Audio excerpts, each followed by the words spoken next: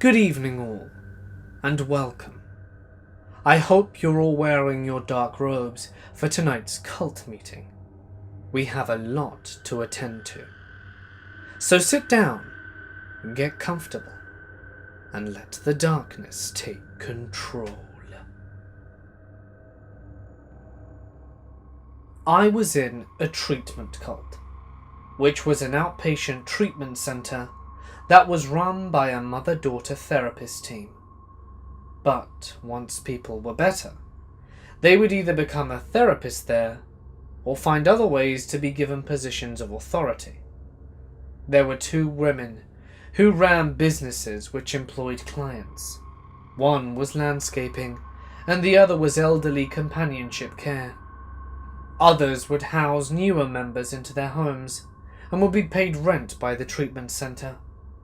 The whole therapy was based off the 12-step program.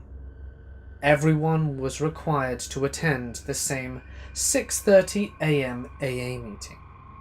These meetings were about 95% people from the treatment center. Even if alcohol wasn't their drug or addiction of choice, everyone had to have a sponsor, and they had better be clients of the treatment center so they can better keep tabs on you. You also needed to call your sponsor, plus 3 other support people each day, to let them know how you're doing. I was never very good at expressing my emotions, so these calls, which I rarely made, were basically recaps of what happened to me that day. Newer clients had to attend 3 group therapy sessions each week, and these sessions consisted of conflict resolution, i.e. public shaming. If you weren't following the long, ever-changing list of rules, you were made to feel ashamed in front of 20 to 30 people. Many times, people were told that they were going to end up back on drugs or whatever brought them to seek help. Pretty much all clients also attended 1 weekly individual session. Whatever you talked about would then be fair game to be brought up in group sessions later. After I left, I read about several complaints made to the state of Florida regarding this, as it was a clear violation of HIPAA laws. Anyway, on to some messed up stories. When my grandfather died, I was already in trouble for never making calls to my sponsor or my other support people. The therapist made me call my parents and tell them that I needed someone to come up from Florida to Philadelphia with me for support, or they'd tell them that I couldn't go because I was in a bad spot. I should mention here that my parents started out fairly skeptical of this place, but soon began drinking the Kool-Aid as I had done. My parents had to pay for this person to fly up with me at the last minute. They were pretty upset about this, but didn't know how I was forced until I told them about it later. 2 friends that were clients were seeing each other in secret, as any romantic relationships were heavily controlled and scrutinized. They were given the option to either end things or leave. They both chose to leave. This was hard on a lot of people, as one of my friends had been there since he was a child, as his parents joined the cult when he was very young. I decided one day that I had had enough and was going to leave. I was in an odd situation, in that I was renting an apartment and had 2 newer people living with me. I was also employed at the landscaping company, and knew that my employment was conditional that I be a client of the treatment center. My roommates were going to go that weekend on a monthly weekend program, which is just intensive group therapy for 3 days. The therapists had wanted me to do it again because I wasn't doing well in their eyes, and I said that I was going to get there after attending a 12-step meeting with some other people in the program. We got to where the meeting was held, and I said I had to use the bathroom and would be in soon. I waited in the bathroom for a few minutes, and then took off. I didn't want to go back to Baltimore, where I am originally from, as I was under a lease for my apartment. I turned off my phone, went to a movie theatre about half-hour away, and watched Grindhouse. When the movie was over, I took my time going back to my apartment, and arrived shortly after 1 a.m. I was just sitting around trying to figure out what I was going to do, when there was a loud, authoritative knock on the door. I had made sure to leave off all my lights, so I just sat there hoping they would go away. The knocking continued every minute or so, and then I saw a cop shining a flashlight in the windows. I hit the floor and stayed there for several more minutes, before deciding to get up and open the door. There were 2 cops, my primary therapist, and a friend from the treatment center. The therapist had told the police that I was likely to hurt myself, and I was basically given the choice of going back to the treatment center or going to the psych ward for 72 hours. I decided to go back to the treatment center, where I ended up becoming a second-class citizen again, like new members and other relapsers. I stayed for several more months until I got a normal job and my roommate was kicked out of the treatment center. Other clients and even the therapists were giving me a hard time for allowing him to continue to live with me, so I just stopped showing up to the group sessions and the morning AA meetings.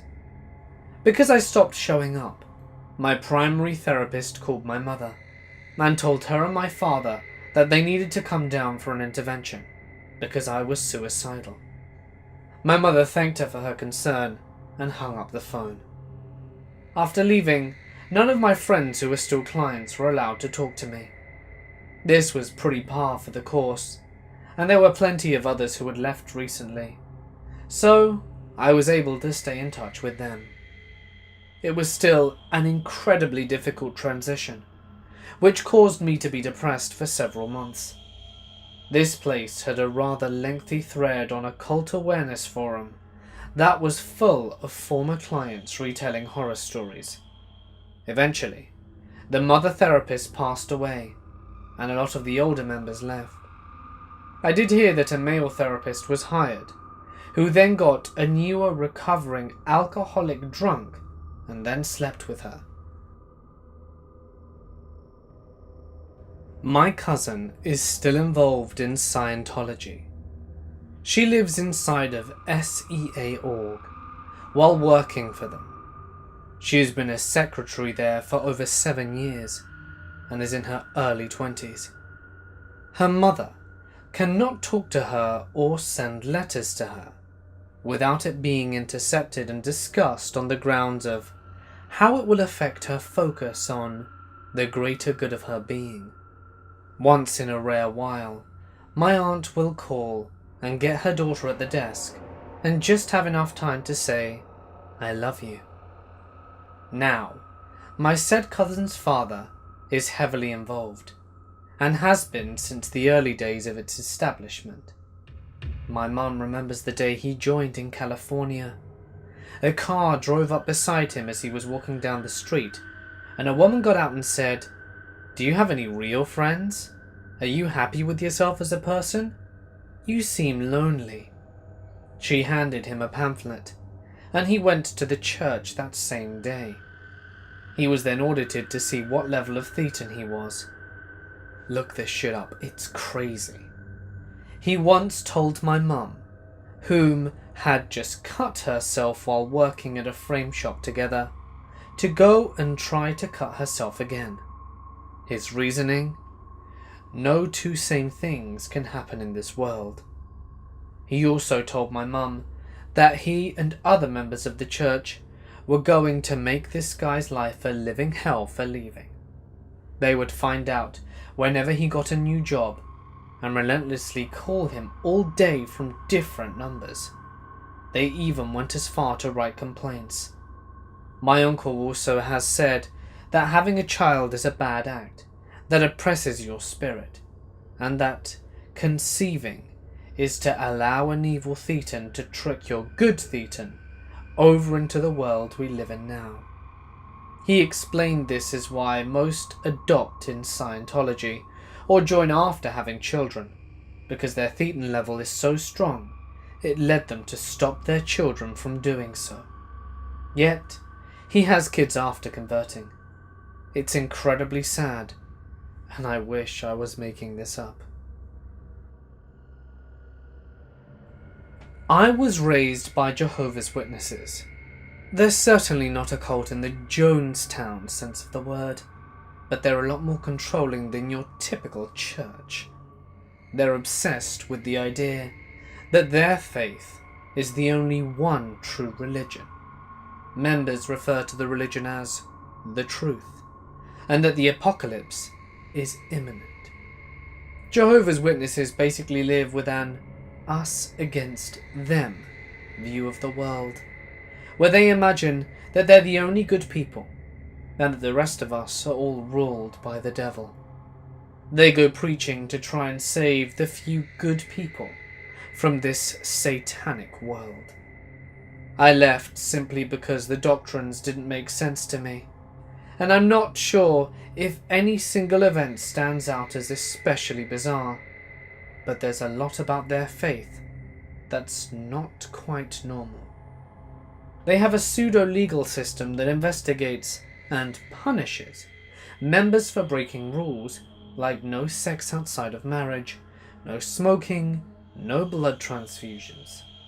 They even have a rule that states you're not allowed to divorce and remarry unless your spouse dies or cheats on you. So if a Jehovah's Witness married couple get divorced, it's basically a standoff to see who starts a new relationship first and gets shunned for it, and the other will be free to remarry. The sins that you are defellowshipped for, which is the official term for being shunned, are many, including sexual misconduct of any kind. This includes watching hardcore porn, and used to include oral and anal between married couple, celebrating holidays, voting, or expressing political affiliation, smoking, illegal drug use, and a whole handful of other things. There are countless other things, like swearing, masturbation, R-rated movies, that aren't as punishable, but are still considered wrong, and the religion exerts as much influence on your life as possible by expecting you to read church literature and attend meetings several times a week. The religion also has a tendency to produce really sheltered children. I know a lot of Jehovah's Witness kids who've been homeschooled and basically have no clue how the real world works. For the most part, they tend to just get part-time jobs and devote the rest of their life to door-to-door preaching. Even kids who didn't get homeschooled end up having a hard time at school because you can't stand for the national anthem, participate in any holiday-related stuff in class, and you're discouraged from joining clubs or sports teams, or really having friends outside the religion at all. My parents were going through a separation, and they dumped me off with a family friend for almost a year. I was about 8 or 9. Turns out the lady was part of a cult. It was just a big house at the end of the road outside a city. There were maybe 8 of us kids, and 12 adults. The boys all slept in the same room. One of them was older and would make the other boys do odd sexual things. No touching was ever involved, but it would be like, roll around on the floor naked, grind against this pillow, weird stuff like that. We would only eat peanut butter sandwiches, butter pasta, and rice, and we would wake up every morning at 4 a.m. to clean the house. Anyway, we would clean all morning, then learn everything through the lens of Christianity. It would consist of Bible stories and how science lies to us. There was no real learning, but rather God or Jesus was the answer for everything. So like, what causes rain? God causes rain. I would frequently get in trouble because I would constantly and loudly question much of what they taught. Actually, it was because I would watch Star Trek when I was younger, and the science they preached was more fictitious than the science on a TV show. I would be punished for questioning about Moses and Noah's Ark. They would lock me in this small closet, and all I would do is sleep. In fact, I remember hating it there so much that their punishments only made me want to be more logical and challenge all of their weird teachings. It was the only place I could get away from all of them and actually sleep. Things were starting to get worse. They would yell at me and stopped feeding me. I managed to run away a few times by climbing a storage shed and jumping over the fence. But somehow, they always found me, or an officer would bring me back. Then, just one day, my mum showed up and took me home. Years later, they refused to acknowledge that it was a cult. In fact, I didn't realize it was a cult until I was in my 20s. The Bible stories they told were slightly different, so for years I thought things that aren't even in the Bible to be Christian canon. Last I heard, the older boy who would do weird sexual stuff committed suicide, and the one girl who I became friends with is now one of the cult leaders. I was born into a Latter-day Saints Mormon family. I figured out that God and lateral gods are all indistinguishable from fantasy. Then I started learning about anti-Mormon propaganda, aka reality. Like that Joseph Smith Jr. was a convicted conman and sexual predator, and a paedophile. I learned that he couldn't keep his first vision of the story straight, the magic rocks in the hat to translate the plates, and his conman conviction was from tricking people into believing he could use his magic rocks to find buried treasure. I also learnt that the modern day leaders of the Latter-day Saints Church lied about being lay clergy. Turns out they get paid over $120,000 a year, plus expenses. I also learnt that they bring in over $5 billion in charitable contributions, but according to them, they only spend about $40 million helping people. If you work that out, that's less than 1%. If you can't tell, I have an issue with liars. As for my personal life, I'm married, with kids. My wife has a hard time talking about any of the problems with Latter-day Saints Church, let alone Mormonism. If it could be construed as talking bad about the church, she doesn't want to talk about it. Though I have gotten her to just talk a little bit about the movement, to end the predatory practice of child sexual worthiness interviews. I suspect things would be a little different with my family if my father was able to put his 2 cents in. But he is literally on his deathbed and barely responded. As things are, I am about to speak somewhat openly with my immediate family, but I only do when they try and push me for validity, or how wonderful their beliefs are, or when they're hero-worshipping the Latter-day Saints Church for all its great works, or the current prophets or Joseph Smith. All in all, not nearly as bad as all of my fellow ex-Mormons.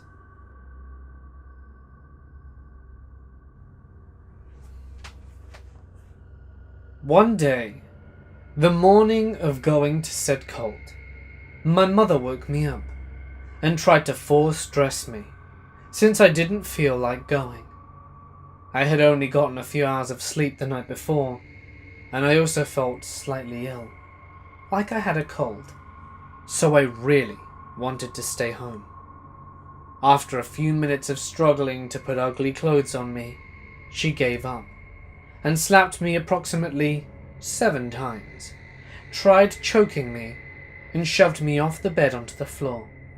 She screamed at me that I would be in trouble for this rebellion, and left for the cult meeting.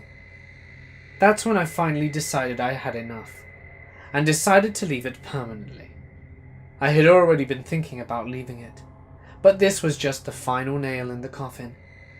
Later on, she got me a therapist for the purposes of trying to make me go to their cult meetings, crying that there was something wrong with her daughter. Lucky me, The therapist sided against her and told her to stop forcing me to go.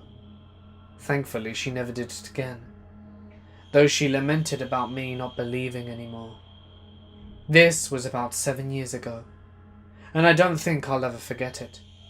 In a way, it was sort of a good thing, because it opened my eyes to the world. I was sent to a cult when I was only 12 years old. My parents thought the place was a sort of religious detention camp for troubled teens. I had been bullied at school, but I didn't tell my parents, since they were very strict and emotionally abusive. Anyway, they fed us donated and often expired food. They would tell us to just cut off the moldy parts when we worked in the kitchen. Everyone would always be doing some kind of work, whether it be in the kitchen, cleaning the various dorms, caring for the barn animals. I can mention that they killed 2 horses because they couldn't afford to feed them anymore, or other tasks. If they couldn't think of a job for you to do, or if you got in trouble, they would make you haul wood in a circle for 2 hours, or up to the whole day. I hardly slept at all, since I had nightmares and anxiety the whole time. Eventually, the sleep deprivation, exhaustion and depression and anxiety were enough, and they caught me scratching my wrists with a bent paperclip. I could barely draw blood. They told me I could either repent and face punishment, or my parents could pick me up and take me to the psych ward at the hospital, a few towns over. Well, I chose to get the hell out of there. They told me I made the wrong decision, and told me all kinds of religious threats. My parents yelled at me the whole way to the hospital, saying I'd messed up my life and that I was a disappointment and whatnot. During my psychiatric evaluation, I answered all the doctor's questions and whatnot, and she told me that I was not one of the first ones from the Freedom Village to show up there at the hospital, and she told me and my parents that there was absolutely nothing wrong with me, and that I could go home and back to school, and resume my pre-cult life, so to speak. Several years later, my mother is still donating money to this hellhole I escaped from, and I mustered up the courage to speak about it. I told her the place was an evil brainwashing cult, and she didn't believe me. She actually thought the place helped me, because when I came home I didn't act out anymore. I shut my mouth, went to school and church, and came home, grateful to sleep in a warm bed and eat food that was not rotten. Confession time. I am an ex-cult leader. Now I know what you're thinking. You're far too handsome to have ever been a cult leader. Well, while I do find that very flattering, that's just not true. I amassed a smallish following sometime in 2011. Here's a bit of background. I always thought that the truly successful people in life weren't the people who could do anything, but instead were the people who could make other people do anything. So I studied actors, televangelists, all that stuff. Hell, I was an altar boy so that I could just observe the local preacher. Nowadays, I work as a consultant against people who are like me. I pulled together a bullshit detection kit to use against people that were like me. It's not definitive, but it can give you a rough idea as to what you're working with. I'm gonna ask a series of questions. If you answer yes to any of these questions, I heavily recommend getting out as quickly as you can. Number 1. Are you being isolated? You see, cults work on a sort of family dynamic. Isolation gives birth to dependence. Often, we'd start you out with a warm welcome, and gradually step back until we were icy. If you learn self-hatred, you learn to work for approval. Number 2. Does the leader have special powers? Let's take King Jong-il's birth. It was heralded by a swallow and a double rainbow. Peter Popoff had healing powers. David Koresh was Jesus. People believe in things that exhibit the qualities that they want. Number 3. Do they recruit people who are alone in some way? The poor, the starving, drug addicted or depressed are great for this. This goes back to nurturing dependency. There is a very real fear of falling back into the old ways the moment that you leave your support system. It also gives people like us a handle to grab on and to manipulate you with. Number 4. Are your clothes, habits, or hobbies being taken away from you? You see, grinding away identity is a core aspect of ownership. To reduce dissent, it's good to make sure you're sticking with all the symbols of the group. Number 5. Do they exhibit an us versus them mentality? Comparing and contrasting helps shape and solidify identity. It also lets you call people into question. The ability to turn on and out other members for approval. It's a strong motivator. Number 6. Were you told that you're special? This works mostly in the starting stages. Everyone wants to be a hero in their own story. After that, it's all ego depletion. Number 7. Do they shun people who abandon the church? This builds on shame, paranoia, and dependency for the people who are still on the inside. I'm sure at this point, you're detecting a pattern here. Find someone lonely.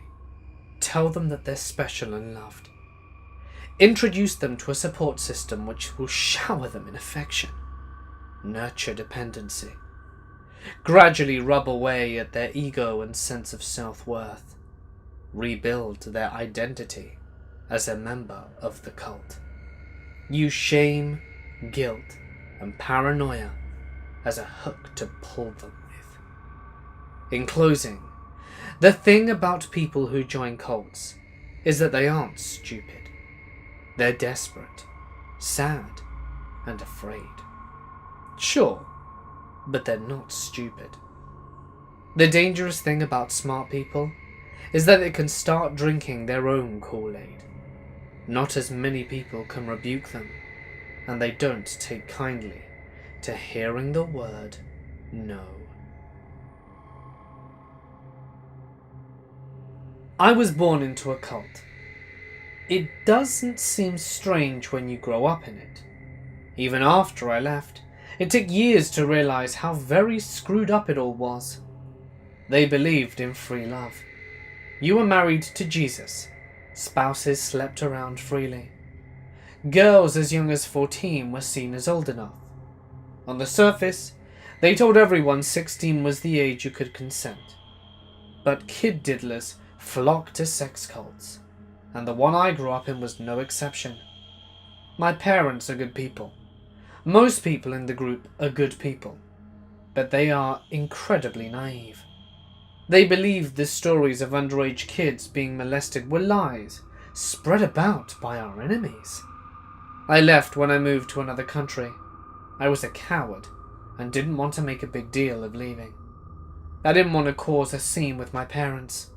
I told them I was moving to a country/state where everyone was Christian, and I wasn't really a person to be going around trying to convert people. To this day, I still haven't told them how the older boys molested me, how I hate hugs now because I would be forced to hug creepy uncles for far too long, how my younger sister confided in me that she was molested by one of the creepy uncles. I'm extra vague if people ask me where and how I grew up. No one in my current life beyond my husband knows about how I grew up. It's my dirty secret. The cult dissolved when the leader died. My parents are no longer in it, and I've buried it with my past. Other members are extremely bitter, and I don't want to turn out like them. There's no point looking to the past. I've made a new future now with my children, and I am happy. I was a member of a discipleship program. It was a 13-month minimum Pentecostal reformative center. Basically, this program was in the middle of Arkansas, and I was one of 35 students there. It was in the Women's Center. Every morning, we would wake up at 5:30 to pray. We would all go to the basement and sit on our knees facing the backs of the chairs and pray out loud for everyone else to hear every morning. They had leaders walk around the room and made sure everyone was praying. If you didn't pray out loud or fell asleep, you were punished. After that, we all ate communal breakfast, read Proverbs, and did chores around the center until 9:30.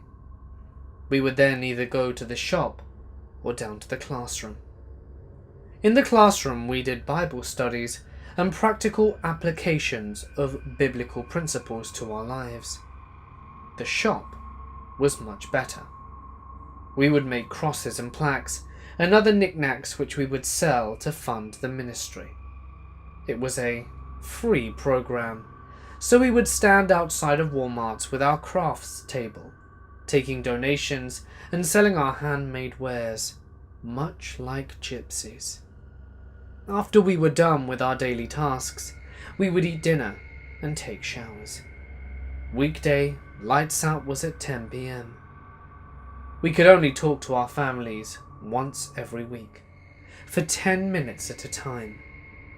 The leaders who would listen to our phone conversations, and if we said anything that the ministry deemed unwholesome, the phone call was terminated, and you lost the right to speak to your family indefinitely. Every aspect of life was regimented. You were never by yourself, unless you were using the bathroom or showering. If you broke one of the rules, like blaspheming the Holy Spirit for one, or questioning authority, you were put on discipline. Discipline lasted between 2 weeks to 3 months, depending on the infraction. You ate last, getting the leftovers once everyone else was done. You couldn't speak to your family at all, and you had to work out in the shop for long periods of time. And this was bad because there was no running water nor toilet, just a bucket. You had extra pray time and had more scriptures to memorize. They didn't allow you to take medicine or go to the doctor. If you got sick, it was because you allowed the devil into your body, and the only way to fix that was through prayer. I was put on discipline a lot when I first came into the program. Being 19, I was one of the youngest girls there, and coming from a non-Pentecostal religious upbringing, I was shocked and scared by the environment. I couldn't tell my family, however, and they wouldn't have believed me, even if I could tell them the sort of environment I was in.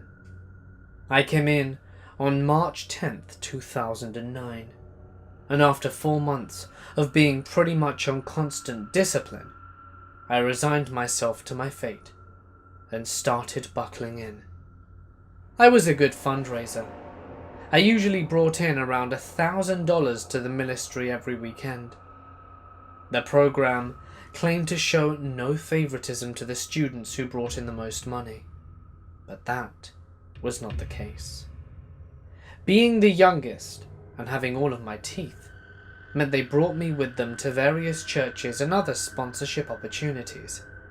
The pastors used me as an example to people they were trying to get to give us money, as representation of how beautiful the love of God could make people. I was one of the favoured students, and they began letting me watch a little TV, talk to my family more, and take me out to get food occasionally.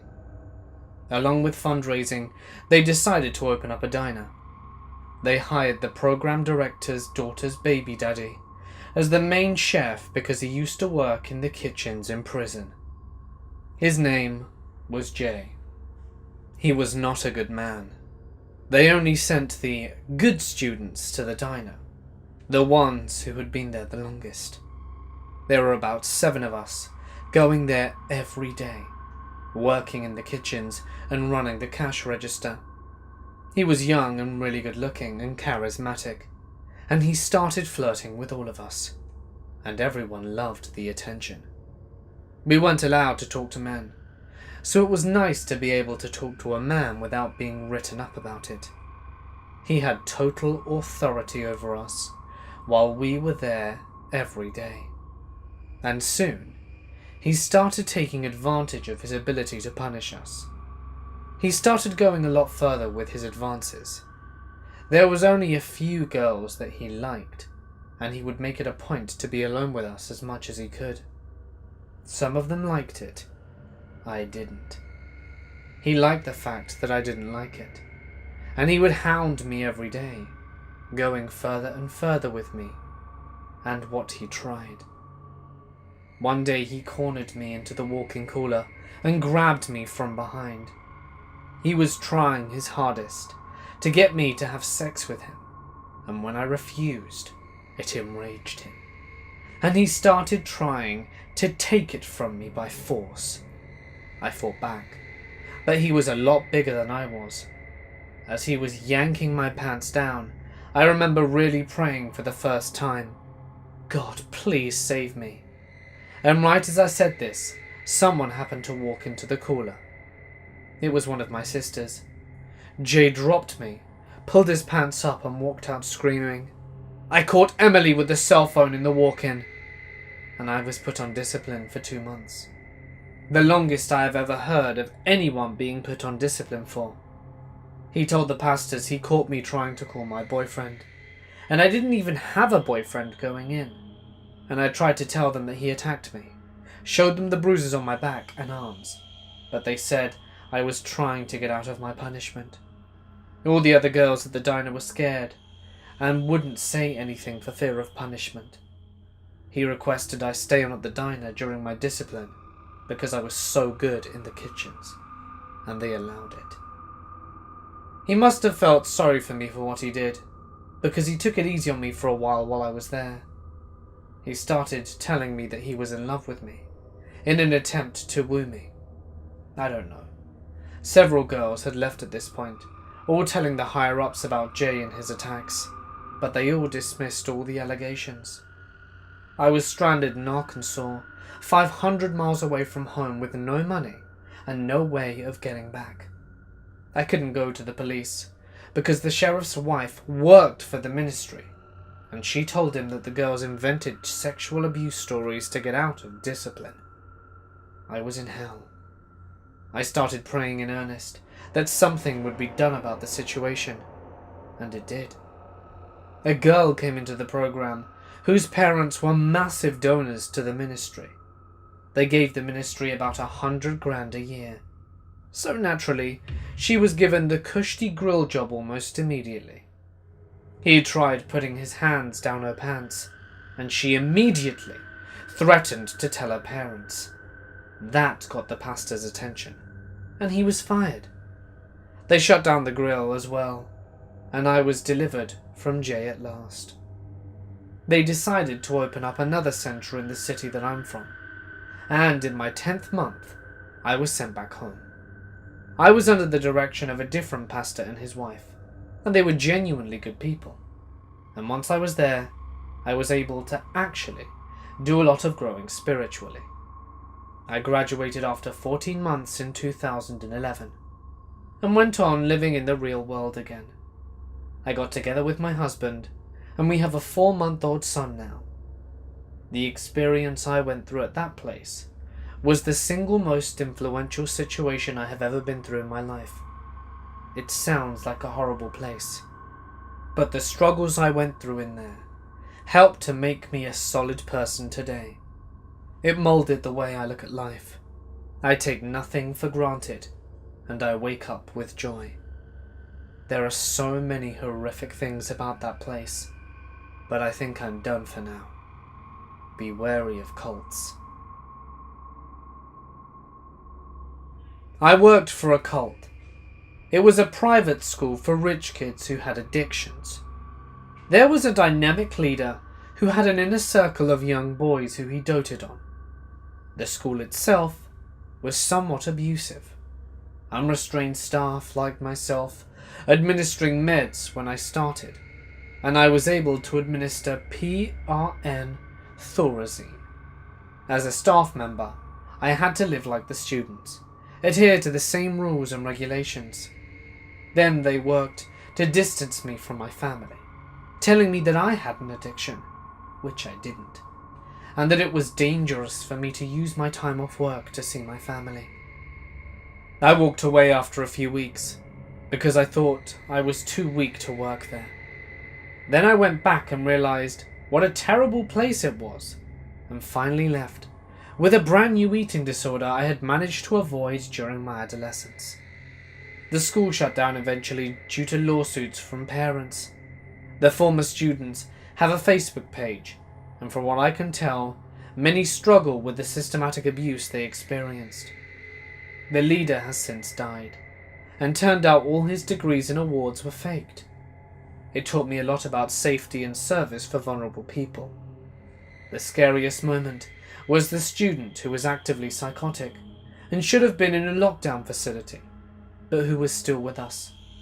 I was told to restrain him, even though he wasn't fighting. He was on a hunger strike and refused to leave the building for a meeting. I had to carry him to the meeting and restrained him the whole time. Hey guys, it's Mort here, and thank you so much for listening. I hope you enjoyed tonight's encounters in cults. Certainly some creepy stuff. I wasn't sure if one of the last stories I'd read before, I did a check and it said, well, I didn't think I'd used it before, so I read it, and I'm not entirely sure, so if it was a repeat, I am sorry, but when you plow through so many stories, sometimes you just forget. You're just like, oh, did I just read this one out loud, or did I narrate this one? You know, you get confused. So I hope I hadn't read it before and that it was new content for you guys, but if not, I'm really sorry. I also think the post where it outlines how the cults work from the ex-cult leader were really good, and if after listening to that you think, oh man, I could be in a cult, consider, looking into it and maybe leaving. Cults aren't good. You're gonna have a bad time, okay? But yeah, if you liked the video, please do not forget to drop a like, because it really helps me out, and you'll really enjoy pressing that button. Just go ahead, just try it, just press it, and you'll just feel very satisfied from doing so, as I do when I see the number of likes in every video. Don't forget to also drop a comment, that's pretty nice too, and subscribe, and press the bell icon for good measure. I do post every night, so it's always nice to receive your nightly spooks. To submit a story, please check info in the description. I do love receiving your submissions, and I'm sure you guys enjoy me reading them too. But anyway, for now guys, I am going to sign off. Stay awesome, stay cult free, and I'll see you in the next one.